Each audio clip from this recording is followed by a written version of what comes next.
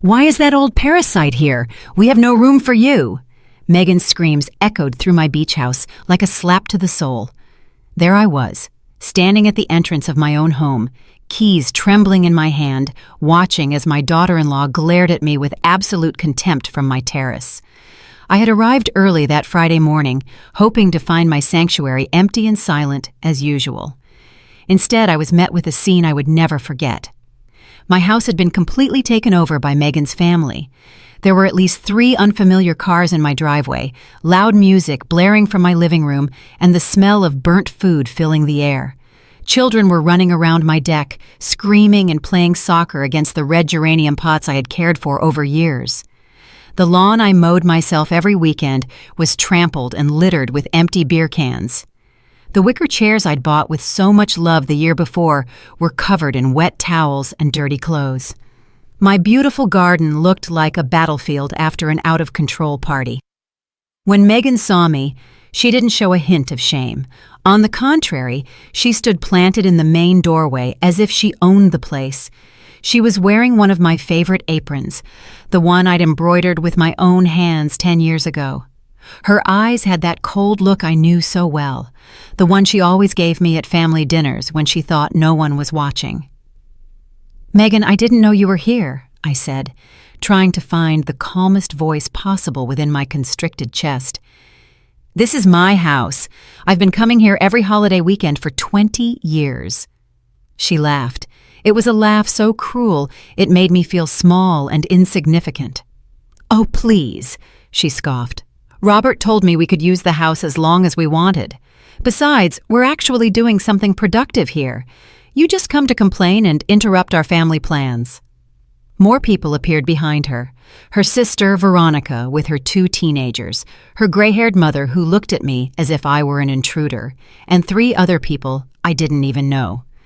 There was an older man in a Hawaiian shirt who seemed to be her uncle, a young woman with a baby in her arms, and another man who was smoking calmly on my balcony as if it were nothing. They all stared at me with a mix of annoyance and surprise, as if my presence in my own home was a terrible inconvenience. Megan's mother approached and looked me up and down with disdain. "Is this the famous mother-in-law you always talk about?" she asked her daughter in a mocking tone. "I thought she'd be more imposing. She looks pretty ordinary." The malicious snickers of the others pierced me like needles. There I was at 70 years old, in my simple travel clothes, being judged by complete strangers on my own property. "Where's Robert?" I asked, feeling my heart start to beat faster. My son had to be here. He would explain everything. Was there a misunderstanding? "Robert is working, as always," Megan replied, crossing her arms. "Unlike you, he has real responsibilities.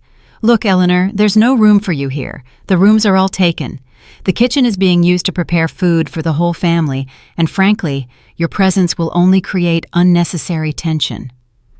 I was frozen. In that moment, it felt as if the world had stopped.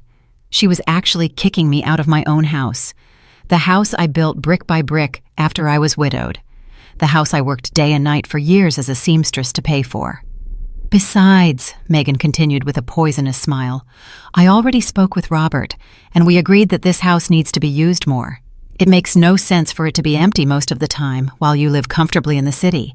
We have kids who need space to grow." The words hit me like stones. 20 years of building this house after my husband died. 20 years of paying every penny of the mortgage with money earned from cutting and sewing clothes for other people's families. 20 years of caring for every detail, every plant, every corner of this place that had become my personal sanctuary, my only refuge from the world. "This house is mine, Megan," I managed to say, though my voice sounded weaker than I would have liked. "I have the documents. I pay all the bills. "Oh, that's enough," she interrupted, raising her voice even more. "Always the same thing. How it's yours, how you pay. Robert is your son, isn't he? What's yours is also his, and what's his is also mine. That's how normal families work." The kids had stopped playing, and everyone was watching me in silence. I could feel their eyes on me, judging me, waiting for my reaction.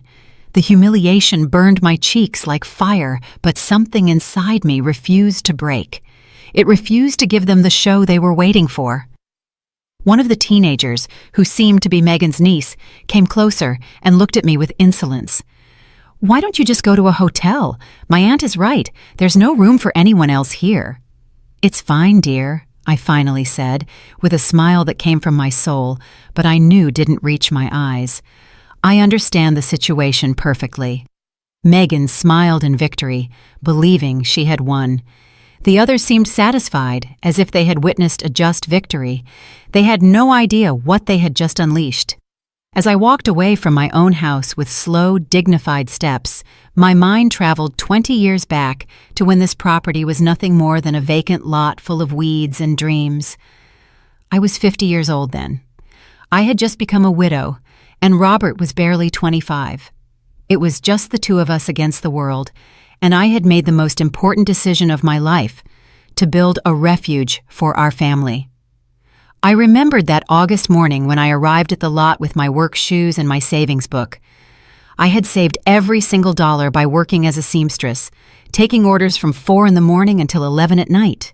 Wedding dresses, school uniforms, clothing alterations, curtains for other people's homes.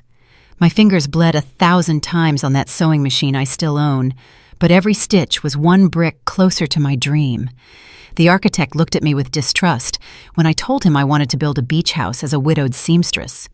"Mrs. Crawford, this is going to cost at least $45,000, he told me while looking through his papers. "Are you sure you can handle this expense?" I took out my bank book and placed it in front of him. I had exactly $45,000 saved, penny by penny. Robert accompanied me the first day the workers arrived. His eyes were shining with excitement, seeing his mother turn poverty into hope. "Mom, are we really going to have a beach house?" he asked me as I marked where the foundations would go. "We're not just going to have it, son," I said. "We're going to build it with our own hands." And so we did. For 2 years, every weekend I drove out here to supervise the construction. I carried sand, painted walls, and planted every tree in the garden. Robert came with me when he didn't have college classes.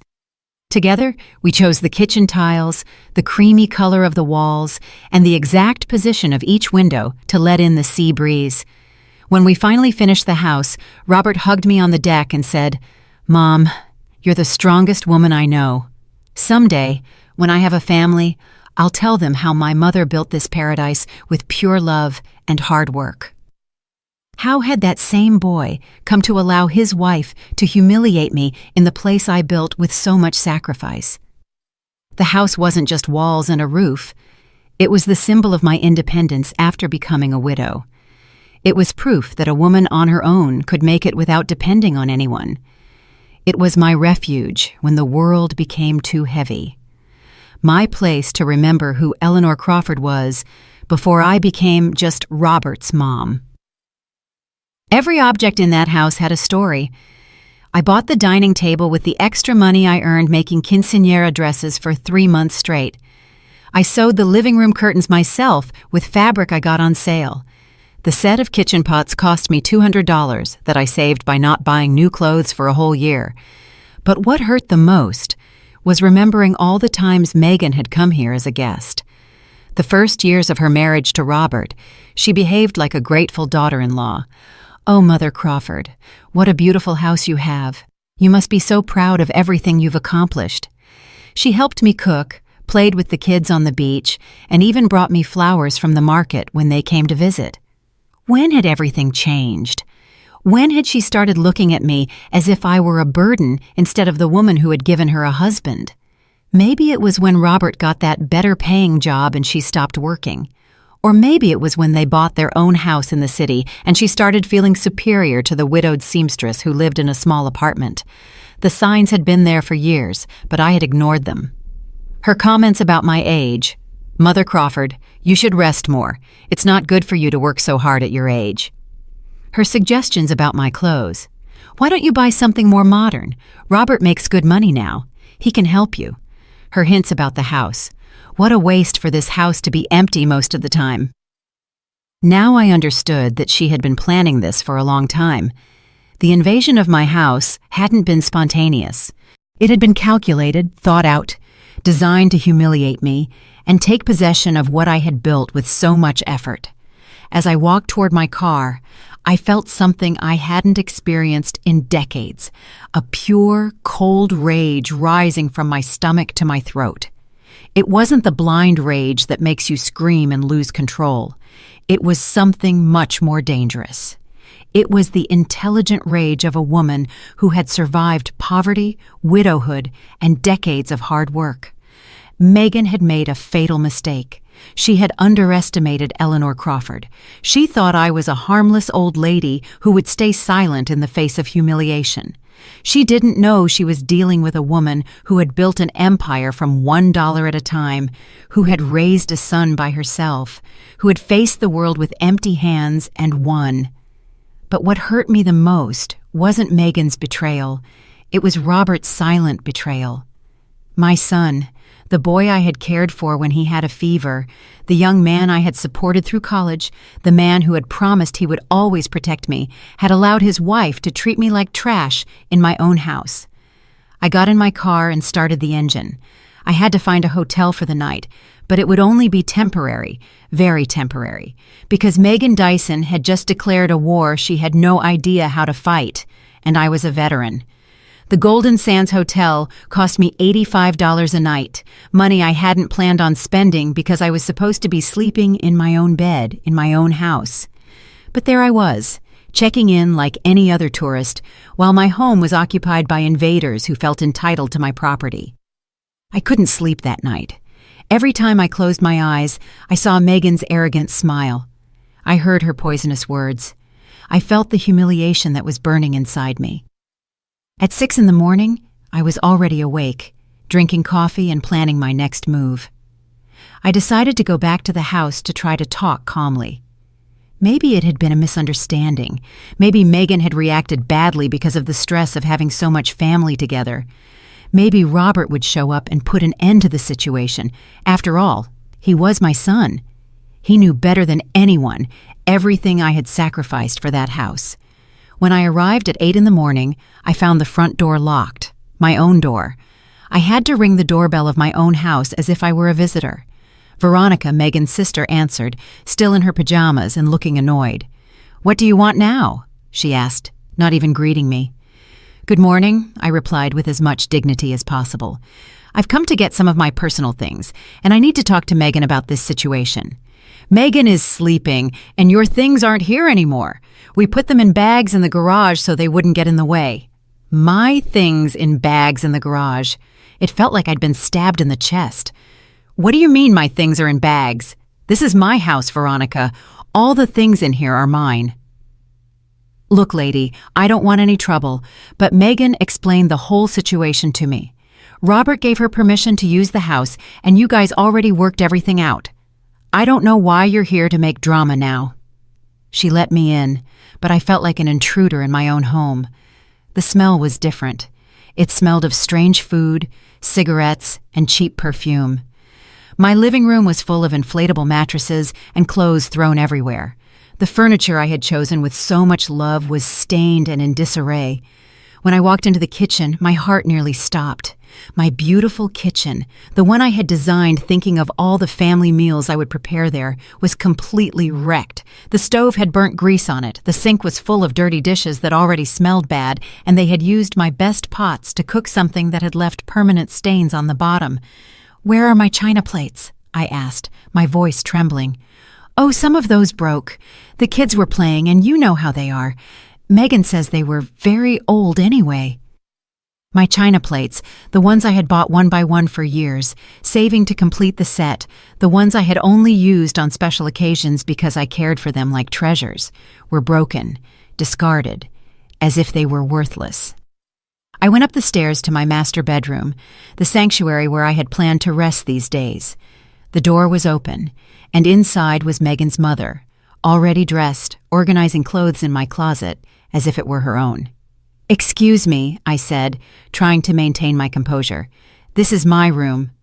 "Oh, my daughter Megan explained everything to me. Don't you worry. I'll take very good care of things. Look, I even organized your clothes in these bags so they don't get wrinkled." My dresses, my blouses, my shoes, all my personal clothes were shoved into plastic bags as if they were trash for donation. 2 kids I didn't know were sleeping in my bed, and my favorite pillows were on the floor covered in stains. "Ma'am, I need you to get these kids off my bed," I said firmly. "Your bed?" she scoffed. "Oh, please. Megan told me you weren't going to use this room anymore. The kids need to sleep comfortably, not on the floor." It was like living a nightmare. In my own house, they were treating me as if I were the intruder, as if my 30 years of work and sacrifice meant nothing, as if my rights to my property were just an old lady's whims. I went down the stairs, trembling with indignation, and looked for Megan.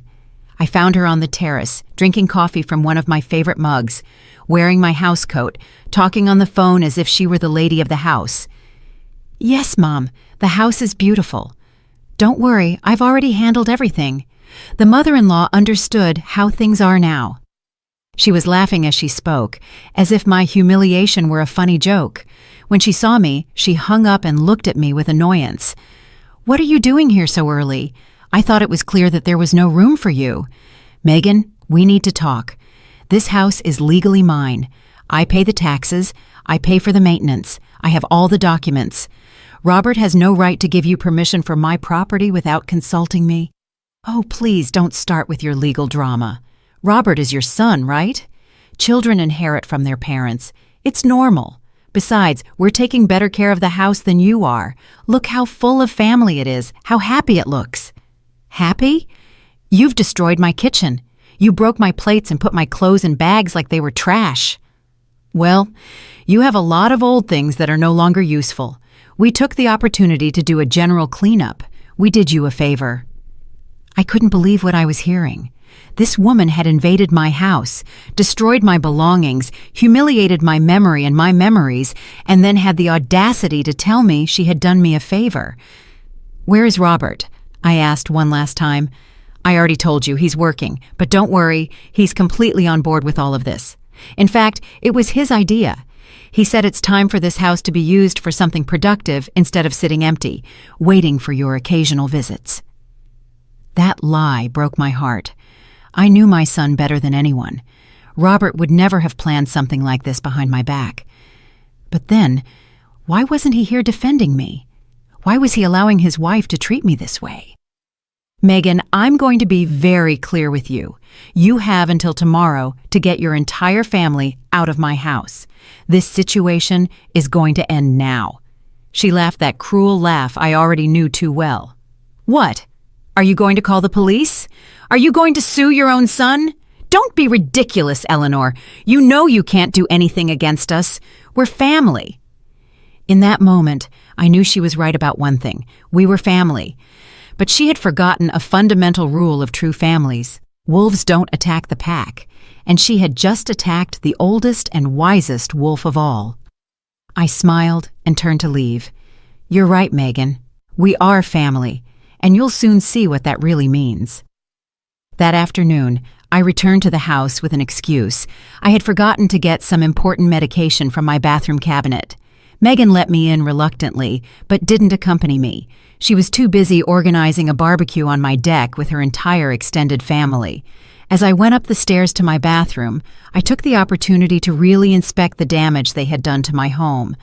What I found was even worse than I had imagined.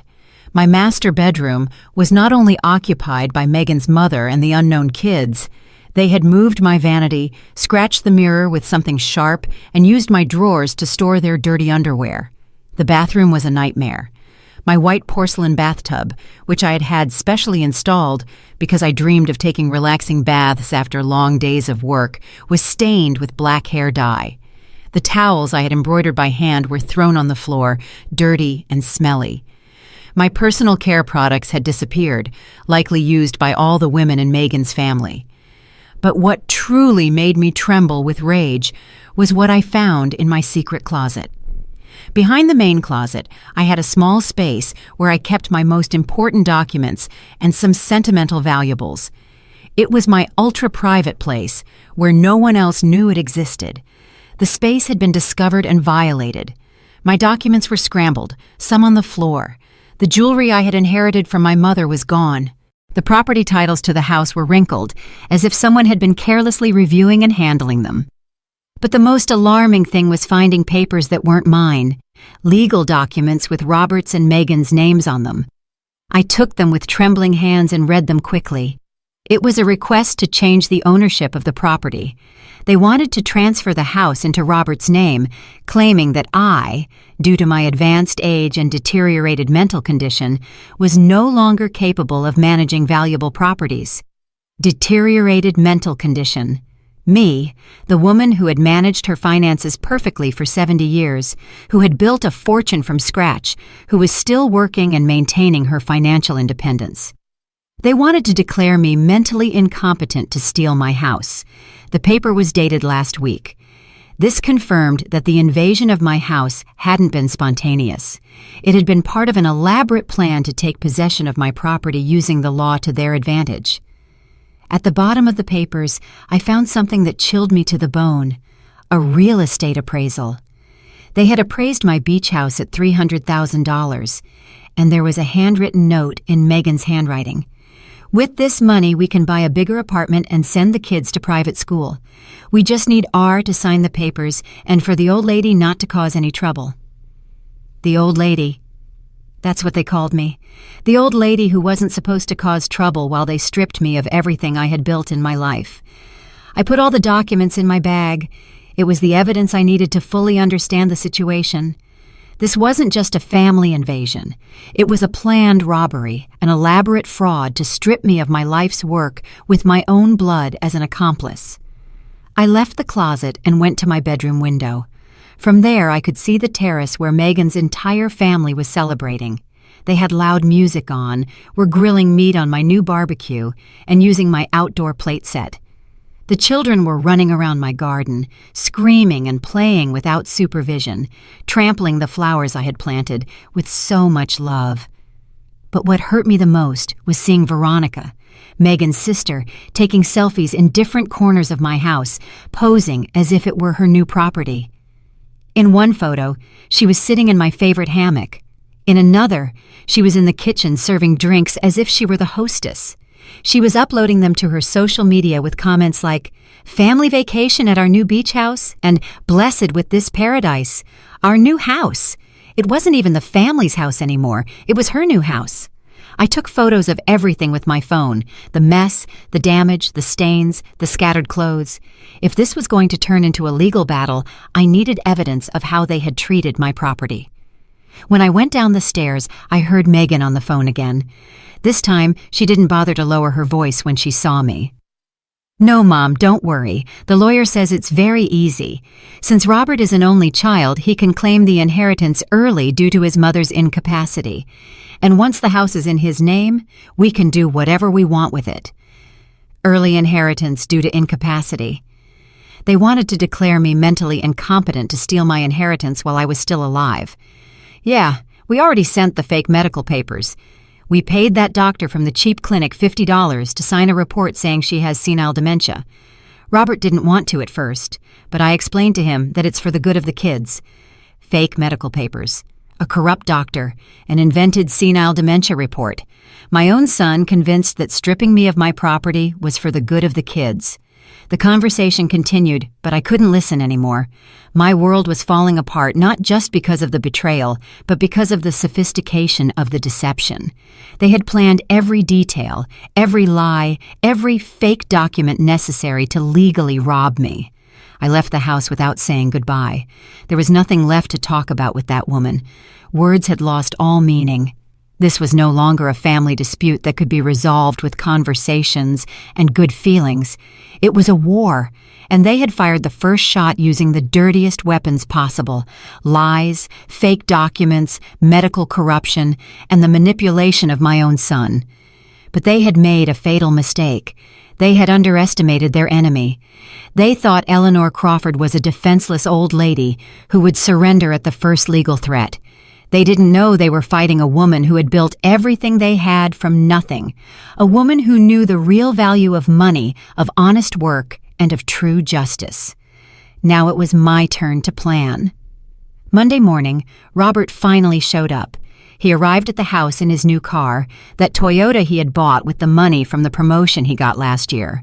I saw him park in my driveway as if nothing had happened, as if his family hadn't invaded my home and destroyed my life over a weekend.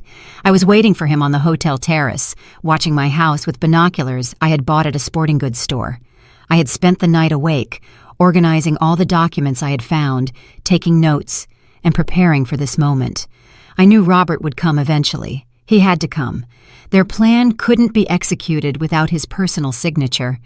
I saw him greet Megan with a kiss on the cheek, hug some of the children running in the garden, and act as if this were completely normal, as if his mother hadn't been humiliated and thrown out of her own house, as if he weren't an accomplice in an elaborate fraud to steal my property. I waited 20 minutes before walking toward the house. I needed him to feel comfortable, to believe he was in control of the situation. When I rang the doorbell, he was the one who opened the door. "Mom," he said, with that forced smile he used when he knew he had done something wrong. The same smile he used when he was a kid, and I caught him lying about his grades.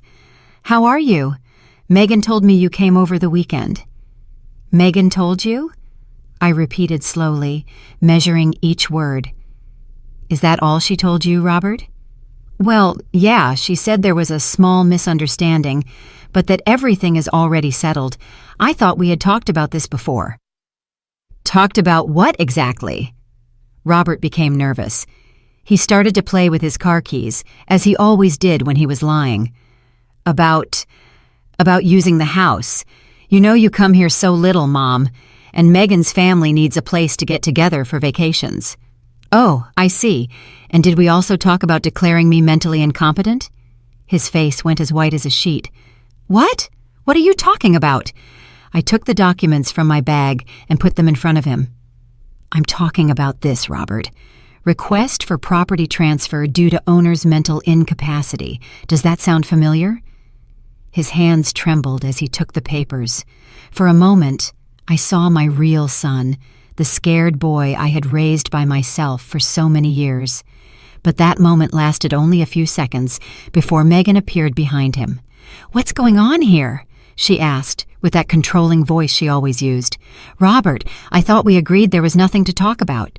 "Megan, she found the papers." "What papers?" she asked, feigning innocence. "Robert, your mom is confused again. You know how she gets when she's stressed." "I'm not confused, Megan, and I'm not senile either, as the fake medical report you paid $50 for says." The mask fell completely. Her eyes filled with pure hatred. "You were spying on our private conversations?" "I was defending my house from invaders and thieves." "Thieves!" she yelled. "We are not thieves. Robert is your son. He has a right to this property." "Robert has a right to inherit when I die, not to steal from me while I'm alive." "Oh, please, you're already old, Eleanor. How many more years are you going to live? Why don't you just let us do something productive with this house instead of it sitting empty, waiting for your occasional visits?" The silence that followed was deafening. Robert had his head down like a punished child. Megan's mother and Veronica had come out of the house and were listening from the terrace. The kids had stopped playing and were watching us curiously. "Did you just really suggest that my mother hurry up and die so you can have her house?" Robert finally raised his voice. "I didn't say that," Megan defended herself. "I just said that she doesn't need so many properties at her age." "Who are you to decide what I need or don't need?" I asked her directly. "Who do you think you are to invade my house, destroy my belongings, steal my jewelry, and plan to strip me of my life's work with fake documents?" "We didn't steal anything." "No? Then where are the pearl earrings my mother left me? Where is my late husband's gold watch? Where are the silver coins I had stored in my secret closet?" Robert looked at me in surprise. "What silver coins?" "The ones your wife knows about because she went through all my private documents looking for ways to steal from me." "That's a lie!" Megan screamed, but her face gave her away. "Robert," I said to my son, with the calmest voice I could find, "I need you to tell me the truth right now. Did you know about the property transfer papers?" I tell her!" Megan yelled at him. "Tell her you knew! Tell her you agreed! Tell her it's time for you to think about your real family instead of pleasing your mom your whole life!" "Shut up, Megan," Robert finally exploded. "Just shut up." We all fell silent. Robert never yelled at his wife. He was a quiet man. He avoided conflict. He always sought family peace. Seeing him lose control like that was shocking for everyone. "Mom," he said with tears in his eyes, I never wanted things to get to this. But you knew about the papers, didn't you? Yes or no?" "Yes," he whispered. "I did." My heart broke into 1,000 pieces. It was one thing to suspect my son's betrayal, but it was another thing entirely to hear him confirm it with his own voice. And the fake medical report, too? Megan said it was just a formality, that all kids have to do that when their parents reach a certain age, that it was normal, that it was to protect you. Protect me from what, Robert? From making bad decisions with your money. What bad decisions? Spending my money on my house for my vacations? No, Mom. But Megan is right that the house is empty most of the time, and we have expenses. We have kids who need... And that's why you decided to rob me instead of asking me for help? We're not robbing you, Megan interrupted again. We're helping you be more practical with your money. Helping me be practical by faking medical reports, inventing that I have dementia, and invading my house like thieves? That's enough, Megan screamed. Robert, tell her the truth once and for all. Tell her you already spoke with the lawyer, that the papers are ready, that all that's missing is your signature to transfer the property.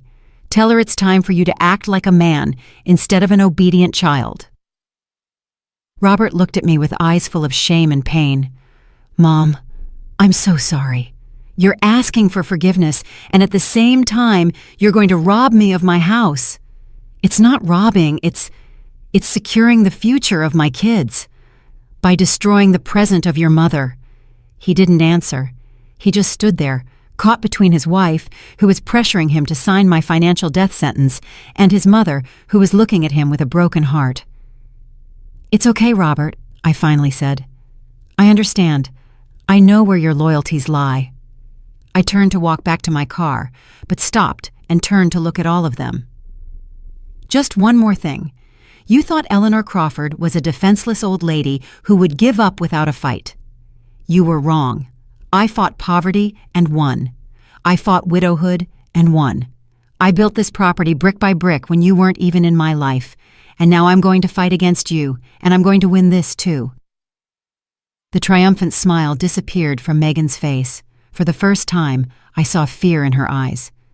With what lawyer? She asked with a trembling voice. You don't have money for legal battles. I smiled. Who told you I don't have money, dear? I walked out of my house with my dignity intact, but with a broken heart. Robert had made his choice. He had chosen easy money over the woman who had raised, educated, and loved him unconditionally for 45 years. He had chosen his wife's manipulative screams over the silent voice of his own conscience. But if they thought I was going to stay in a corner crying, they were completely wrong. I drove straight to the bank. I needed to check exactly how much money I had available for this war. For the last 20 years, I had continued to save religiously, even after finishing paying for the house. Every month, I put away $300 from my pension and the income from my sewing work. I had learned from a young age that saved money was power. It was security. It was freedom. The bank manager, Alex Peterson, had known me for 15 years. He was a serious professional man who had always respected my financial discipline. Eleanor, how can I help you today? I need the exact balance of all my accounts, and I need to discuss a delicate legal matter. When he showed me the numbers on the screen, I smiled for the first time in days. I had $87,000 in savings, plus $23,000 in certificates of deposit, and $12,000 in my checking account, $122,000 in total. Megan had miscalculated. She thought I was a poor old lady who relied solely on a meager pension. She didn't know that Eleanor Crawford had been a hard-working aunt all her life, saving every penny to protect herself from exactly this kind of situation. Mr. Peterson, I need you to freeze any attempts by third parties to access my accounts, and I need an official letter from the bank confirming my mental capacity to manage my finances. Of course, Eleanor. Is there a problem? My family is trying to have me declared mentally incompetent to take my assets. His face became serious. That's very serious. Do you need a recommendation for a specialized lawyer? Yes, please. He gave me the name and phone number of Thomas Gallagher, a lawyer specializing in family law and asset fraud. He's the best in these types of cases. Tell him I sent you. I left the bank with a new energy running through my veins. It wasn't just the peace of mind of knowing I had the financial resources to defend myself. It was the mental clarity of having a concrete plan of action. I called Thomas Gallagher from the bank's parking lot. His secretary gave me an appointment for that same afternoon. The lawyer can see you at 4. It's urgent, right? Very urgent. I spent the rest of the morning organizing all the documents I had collected. The fake property transfer papers, photos of the damage to my house, the list of stolen items, and copies of all my legitimate property titles. I also printed screenshots from Veronica's social media, where she was showing off her new beach house. At 4 o'clock, I was sitting in Thomas Gallagher's elegant office. He was a man in his mid-60s, gray-haired, with intelligent eyes and professional manners that inspired immediate trust. Mrs. Crawford, tell me everything from the beginning. Don't omit a single detail. I narrated the entire story. The invasion of my house, Megan's humiliations, the fraudulent documents, the fake medical report, the stolen jewelry, Robert's betrayal. He took detailed notes, asking precise questions that demonstrated his experience in these types of cases. Do you have the original property documents? Yes, all of them. The house is 100% in my name. I paid for every penny of the construction, and I have all the receipts from the last 20 years. Has the doctor who supposedly signed the dementia report ever examined you? Never in my life have I seen him. I don't even know his name. Excellent. That is a falsification of medical documents. A federal crime. Do you have any documentation for the stolen jewelry? I'm sure I do. Some of it, especially my late husband's watch, is insured for $3,000. Thomas smiled. Mrs. Crawford, your case is solid, very solid. We have trespassing, robbery, falsification of documents, attempted asset fraud, and possibly medical corruption. Your family stepped in it big time. What can we do? Several things. First, tomorrow we will file an eviction lawsuit for illegal trespassing. Second, we will report the theft of your jewelry to the police. Third, we will report the falsification of medical documents to the medical board and the district attorney's office. And fourth, we will request a restraining order to prevent them from continuing to fraudulently use your name. How long will all that take? The eviction can be immediate if the judge sees clear evidence of trespassing. In cases like this, where the trespassers have no legal right to the property, the law acts quickly. How much will it cost? My fees are $5,000 for the entire process. Can you pay them? I can pay them today if you want. His smile widened. I like to work with clients who take their legal defense seriously. Mrs. Crawford, your family thought you were a defenseless old lady, but they were wrong. You are a prepared woman. I've been preparing to defend myself from the world for 70 years, counselor. I'm not going to stop now. Excellent attitude. One important question. Are you willing to take this all the way? Because when we start this process, your relationship with your son will probably be irreparable. I was silent for a moment, thinking of Robert, of the boy he had been, of the man he could have been, of the coward he had become. Counselor, my son betrayed me for money, declared me mentally incompetent for money, and publicly humiliated me for money. If our relationship can break so easily over money, then it was never a real relationship.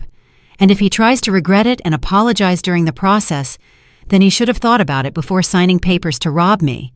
Apologies after being caught don't count. Thomas nodded with respect. Understood. We will proceed with everything. First thing in the morning, we'll file all the lawsuits. There's one more thing, counselor. I want them to understand that they completely underestimated their opponent. I want them to learn that the consequences of betraying family are real and permanent. What do you have in mind? I want this lawsuit to be public. I want all their friends, neighbors, and acquaintances to know exactly what they did. I want the social cost of their betrayal to be as high as the legal cost. That can be arranged. Court records are public, and we can make sure the local media hear about such a scandalous case." I left that office feeling completely different than when I had entered. I was no longer Eleanor Crawford, the betrayed and humiliated mother. Now, I was Eleanor Crawford, the woman who was defending herself with all the legal weapons at her disposal. That night, from my hotel room, I called my sister Laura in Texas. I told her the whole story. "Eleanor, I can't believe Robert would do that after everything you sacrificed for him." "It no longer matters what I sacrificed, Laura. What matters is what I'm going to get back." "Do you need me to come help you?" "No, sister. I have to fight this battle alone, but thank you for offering." I hung up the phone and sat on the bed, looking toward my house. From the hotel window, I could see the lights on, the music still playing, the celebration continuing as if nothing had happened. Tomorrow was going to be a very different day for all of them. I smiled in the darkness. Eleanor Crawford had returned to war. On Tuesday, at 8 in the morning, Thomas Gallagher arrived at my house with 3 legal documents, a police officer, and a public notary. I arrived at the exact same time in a taxi, dressed in my best gray suit and carrying a folder full of evidence. Megan's family was having breakfast on my terrace when they saw the legal caravan park in the driveway. I saw Megan drop her coffee cup when she recognized the official license plates of the police car. "Good morning," Thomas said in a professional and strong voice. "I am attorney Thomas Gallagher, legal representative for Mrs. Eleanor Crawford, the legitimate owner of this property. We have come to deliver an immediate eviction order for illegal trespassing." Megan ran out of the terrace, a look of panic on her face. "What are you talking about?" "This is my husband's house. We have the right to be here." "Ma'am," the police officer replied, "do you have any documents that prove legal rights to this property?" My husband is the owner's son. He gave me permission." "Where is your husband at this moment?" He's at work." Thomas took out the first documents. "Here I have the original deed to the property, completely in Mrs. Eleanor Crawford's name. I also have the property tax receipts for the last 5 years, all paid by Mrs. Crawford, and I have this court-ordered immediate eviction for trespassing without the owner's consent." Megan's mother appeared behind her daughter, visibly nervous. "What's going on here?" "What's going on," I said, in a calm but firm voice, "is that you invaded my house without my consent, destroyed my property, stole my belongings, and tried to strip me of my life's work using fake documents. Now, you are going to face the legal consequences." Veronica came out of the house, recording everything on her phone. "This is elder abuse. The lady is crazy and is harassing us." "Miss," the public notary intervened, "stop recording immediately. This is an official legal proceeding, and you are not authorized to document it." Thomas took out more papers.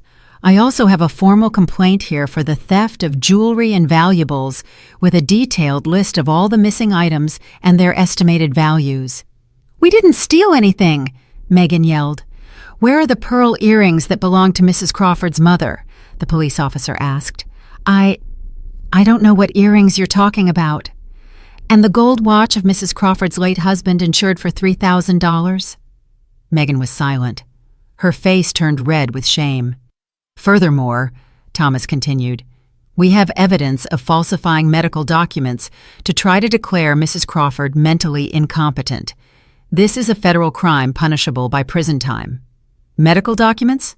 the officer asked. "What kind of documents?" I showed him the papers I had found. A fake report claiming I have senile dementia, signed by a doctor who has never examined me, paid for with $50 to facilitate the theft of my property. The police officer reviewed the documents and frowned. "This is very serious, ma'am," he said to Megan. "You paid for a fake medical report?" I didn't. We just wanted to help her. She's too old to manage so many properties." "And that's why you decided to steal her house using fraudulent documents?" Just then, Robert arrived, driving at full speed. He got out of the car with a look of total desperation. Surely someone had told him about the police's arrival. "What's going on here?" he asked, almost out of breath. "Your wife and her family are being legally evicted from your mother's property for illegal trespassing." Thomas explained to him. "And you, Mr. Crawford, are being cited as an accomplice in a case of attempted asset fraud." "Asset fraud?" I showed him the documents. "The property transfer papers you were going to sign to steal my house, Robert. The papers your wife had hidden in my secret closet." Robert turned pale. "Mom, I can explain. There's nothing left to explain. You already made your decision.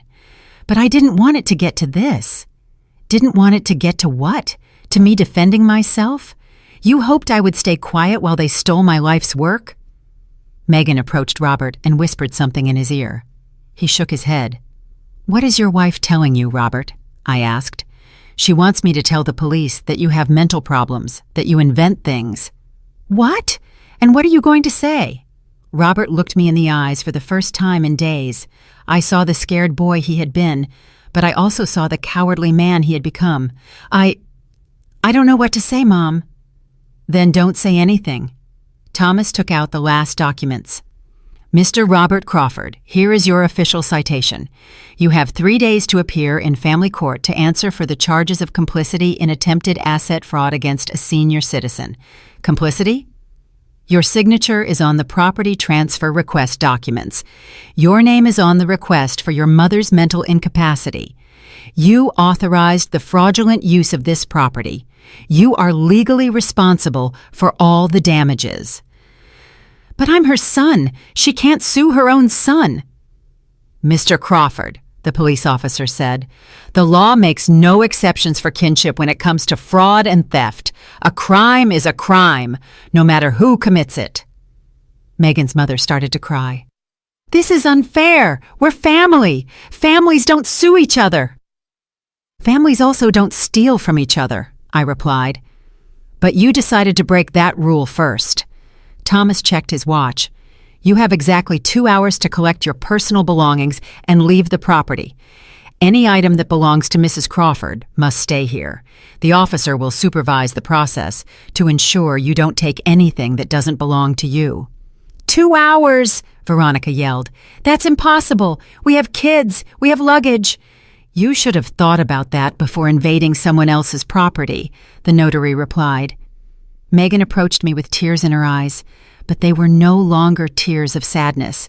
They were tears of pure rage. "You're going to pay for this," she screamed at me. "You're going to pay dearly for humiliating us this way. Robert, say something. Defend your family." Robert looked at me with an expression I had never seen before. It wasn't love. It wasn't respect. It wasn't regret. It was resentment. Pure resentment. "Mom, are you really going to go through with this?" "Robert, I've already gone through with it. You brought me here." "But we're family." "Family." I repeated the word slowly. "Family invades houses. Family steals jewelry. Family fakes medical documents. Family humiliates its seniors in public. We just wanted... You wanted to rob me, and I want justice." Thomas closed his folder. "Ladies and gentlemen, you have 2 hours. The clock has already started." I watched as Megan's entire family ran toward the house like desperate ants, grabbing their things, yelling at each other, and blaming one another for the disaster. But I stayed standing in my garden, watching the plan they had created to destroy me fall apart. Eleanor Crawford had counterattacked and won the first round. The 2 longest hours of my life passed like a family drama movie in fast motion. From the deck of my recovered house, I watched the invasion they had so carefully planned completely fall apart. Megan's mother was the first to break. After half an hour of crying and yelling, she sat on the stairs and refused to help with the packing. "This is your fault, Megan," she yelled at her daughter. "You told me everything was settled. You told me the old lady had accepted everything." "Mom, shut up and help me pack," Megan replied, desperately shoving clothes into plastic bags. "The old lady set a trap for us. She acted like a defenseless old lady, and it turns out she had lawyers and money saved up." Veronica recorded the whole process on her phone, but now it wasn't videos celebrating her new beach house. They were videos of the public humiliation of a family being legally evicted as trespassers. "This is going to go viral," she yelled as she filmed her sister packing. "Everyone is going to know how they treated us. They're going to see what kind of person this lady is." The police officer took her phone away. Miss, we already warned you about recording without authorization during a legal proceeding. If you continue, you will be arrested for obstruction of justice. The children ran around the house crying and screaming, not understanding why they had to leave the paradise where they had been playing. One of them, a boy about 8 years old, came up to me. "Ma'am, why are you kicking us out? We didn't do anything wrong." My heart broke a little. The children were innocent in all of this. They had been used as pawns in their parents' plan. "I'm not kicking you out because you did something wrong," I explained in a soft voice. "I'm asking you to leave because this is my house, and your family came here without asking for my permission. But my mom said it was our house now." "Your mom was wrong." Megan overheard the conversation and approached furiously. "Don't talk to my kids. You have no right to confuse them even more." "I'm not confusing them. You confused them by bringing them to a house that wasn't yours. This house is ours. Robert is her son. Children inherit from their parents. Children inherit when their parents die, not when their parents are still alive and healthy." "You're already old. What do you need so much property for at your age?" Thomas intervened. "Ma'am, every comment you make about my client's age is being documented as additional evidence of age discrimination and psychological abuse against a senior citizen." Megan immediately went quiet. Robert had been carrying suitcases to the cars in complete silence, avoiding my gaze. But when there were only 30 minutes left in the deadline, he finally approached me. "Mom, we need to talk." "There's nothing left to talk about, Robert." "Yes, there is. Look, I admit that things got out of control, but we can fix this. We can reach a family agreement without involving lawyers and police." "What kind of agreement?" "You keep the house, of course. We accept that it was a mistake to come without telling you. And in exchange, you drop all the lawsuits. And the stolen jewelry? We'll return everything that was taken by mistake." "By mistake?" "Well, you know, in the confusion of moving, some things got mixed up." "Robert, do you really think I'm going to accept that stealing my mother's jewelry was a mistake?" "Mom, it wasn't stealing. It was a misunderstanding." "And the fake medical report was also a misunderstanding?" He was silent. "And the request for property transfer due to mental incapacity was also a misunderstanding?" He remained silent. "And publicly humiliating me by calling me a parasite was also a misunderstanding?" "That wasn't me. That was Megan." "But you were there. You saw me being humiliated by your wife in my own house, and you didn't say anything." I didn't know what to say." "You knew exactly what to say, Robert. You knew you had to defend your mother, but you chose to stay silent so you wouldn't contradict your wife." "Megan was stressed, Mom. She had her whole family here. The kids were restless. And that gave her the right to insult me on my own property?" Robert became desperate. "Okay, Megan behaved badly. I admit it. What else do you want me to say?" "I want you to tell me the truth. I want you to admit that you planned to steal my house using fake documents. I want you to admit that you betrayed me for money." "I didn't betray you for money. I did it for my family." "And what am I, Robert? Am I not your family?" "Yes, you're my family, but Megan and the kids are my primary responsibility now."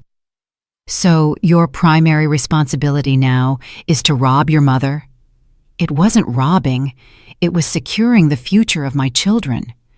By destroying the present of the one who gave you life." Robert put his hands on his head in frustration. "Mom, you don't understand. We have huge expenses. The kids need private schools, clothes, vacations. Megan's house needs repairs. I work day and night, but the money is never enough. And that's why you decided that I had to pay your bills with my life's work? You live alone in a small apartment. You don't need such a big beach house. It's a waste." There it was. The truth had finally come out. Robert hadn't betrayed me out of love for his family. He had betrayed me because he thought I didn't deserve what I had worked my whole life to get. A waste. I repeated the word slowly. "Mom, I didn't mean it in a bad way. Are my 30 years of working day and night a waste?" "No, but is my discipline of saving every penny to build this house a waste?" Mom, please! Is my sacrifice of raising you alone after becoming a widow a waste? That's enough, Robert exploded. It's always the same with you. Always reminding me of everything you sacrificed, always making me feel guilty for having my own life. The silence that followed was absolute. Even Megan stopped packing to listen. There's the truth, I said, with a calm that surprised me. You didn't betray me for money. You betrayed me because my sacrifices for you became a psychological burden you couldn't bear. I didn't say that. You didn't have to say it. You just screamed it. Robert stood there, breathing heavily, his face red with shame and rage. Do you know what the saddest thing about all this is, son? I asked him. If you had asked me for help directly, I would have helped you. If you had told me you were having financial problems, we would have found a solution together.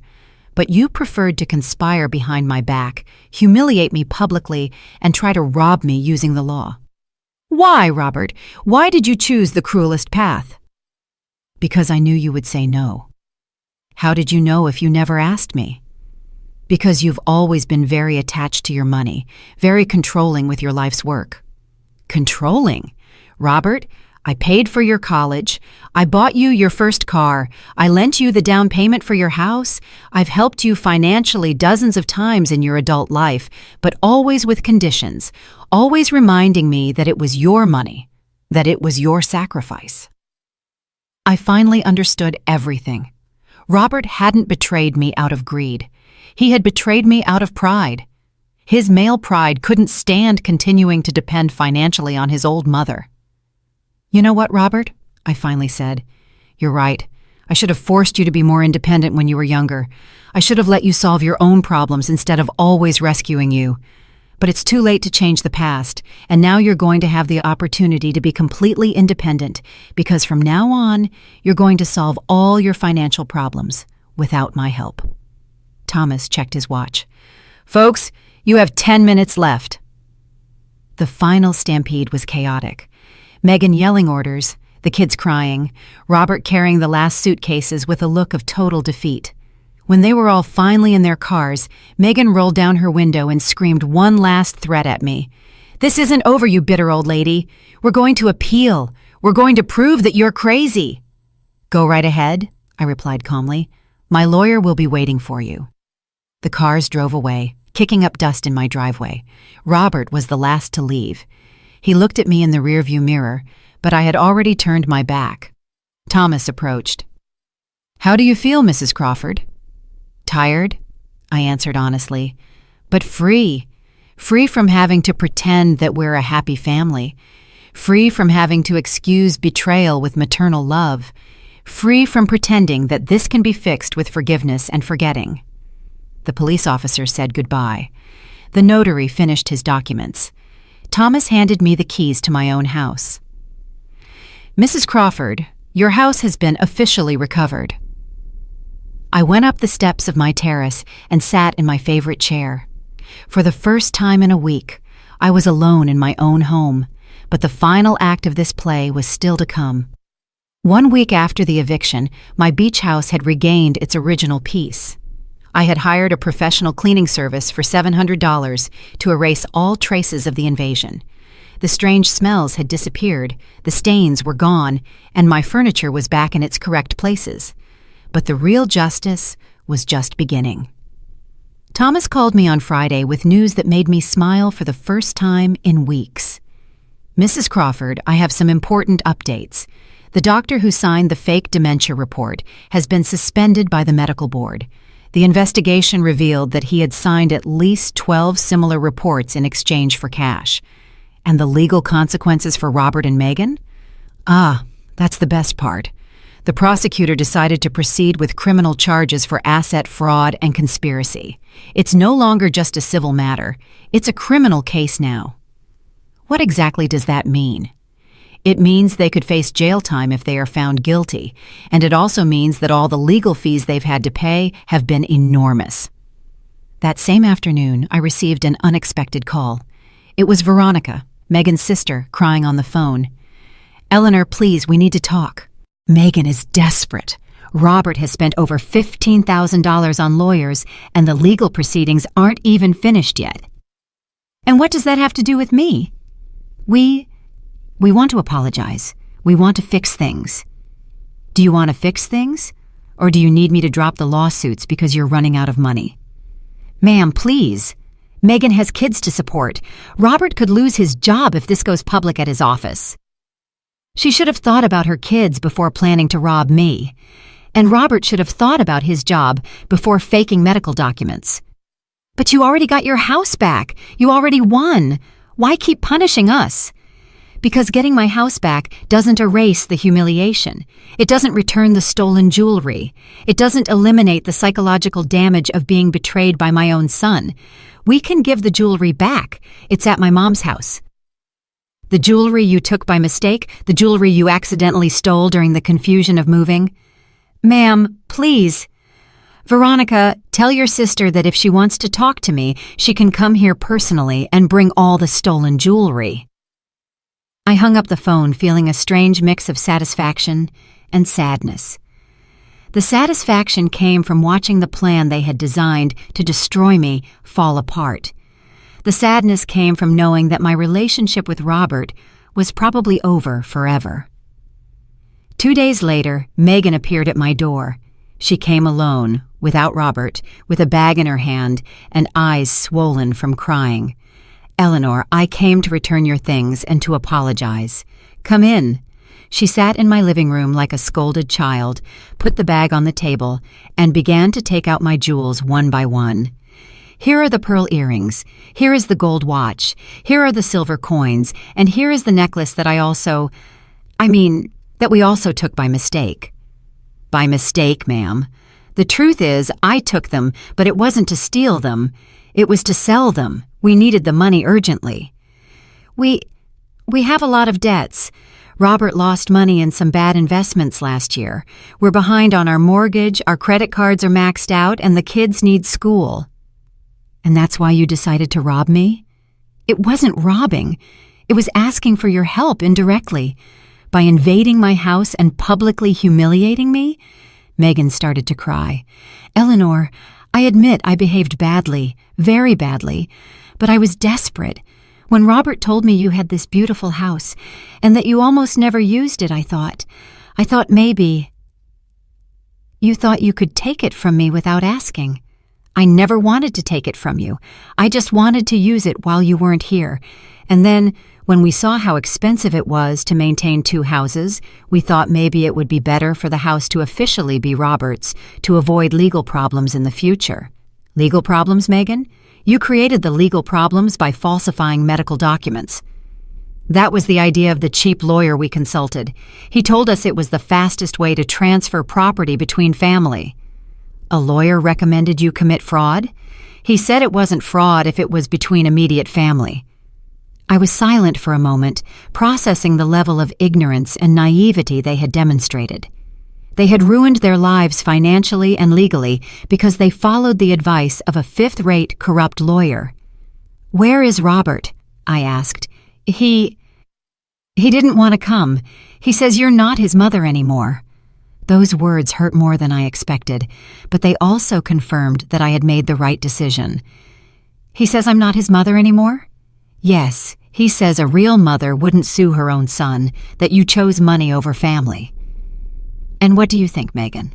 I think we started all of this, but I also think you took things too far. We could have resolved everything as a family without lawyers or police. How could we have resolved it as a family if you never told me the truth? If you lied to me, deceived me, and planned to rob me behind my back? But we're family. Families forgive. Families respect each other, Megan, and you disrespected me in every way possible.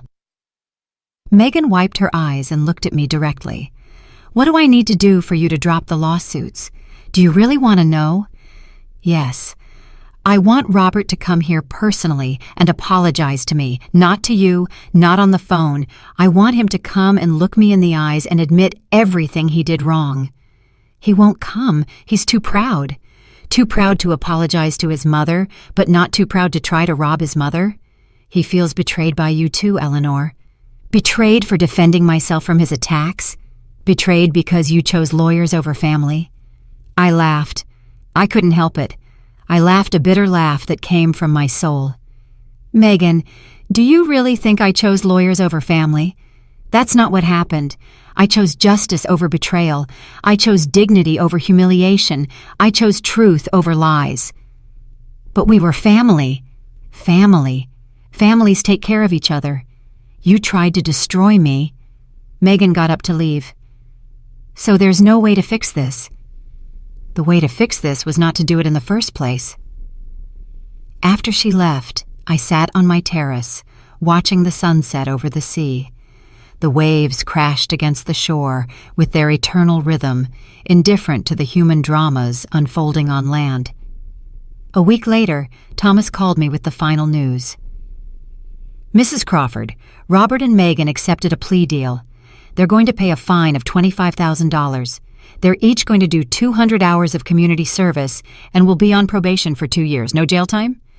No, but they will have a permanent criminal record, and the fake doctor's report has been officially annulled. Your mental capacity is completely clean legally. And the legal fees? They've spent over $30,000 on defense lawyers. Between the fines and the legal fees, it cost them over $50,000 to try to rob your house. $50,000. Almost half the value of my house. They had lost more money trying to rob me than they could have gained if they had succeeded. That night, alone in my recovered home, I took stock of everything that had happened. I had lost my son. That was the most painful truth. Robert had chosen resentment over repentance, pride over forgiveness. But I had gained something more valuable: my dignity, my independence, and the confirmation that Eleanor Crawford was still a strong, intelligent woman, capable of defending herself from any threat. My 70 years hadn't turned me into a defenseless old lady. They had turned me into a wise woman with resources, contacts, and the determination to protect what I had built with so much effort. The next month, I decided to do something I had never done: hire a part-time housekeeper to take care of the house when I wasn't there. Not because I couldn't do it myself, but because I wanted to make sure no one could ever invade it again without my knowledge. I also changed all the locks, installed security cameras, and updated my will to leave the house to charities instead of to Robert. If he wanted total financial independence, he was going to have it. 6 months later, I received a letter from Robert. A letter, not a call. He didn't even have the courage to talk to me directly. Mom, I hope you're doing well. The kids ask about you. Megan and I have learned our lesson. Maybe someday we can be a family again. I didn't answer the letter. True families don't betray each other for money. True families don't humiliate their elders. True families don't plan robberies using fake documents. Robert had decided that money was more important than his mother. I had decided that my dignity was more important than his forgiveness. Each of us lived with the consequences of our decisions. I lived in my beach house, free, independent, and at peace. They lived with debts, a criminal record, and the social shame of having tried to swindle a 70-year-old woman. The silent justice had triumphed, and Eleanor Crawford had proven that underestimating an older woman was the most expensive mistake one could ever make.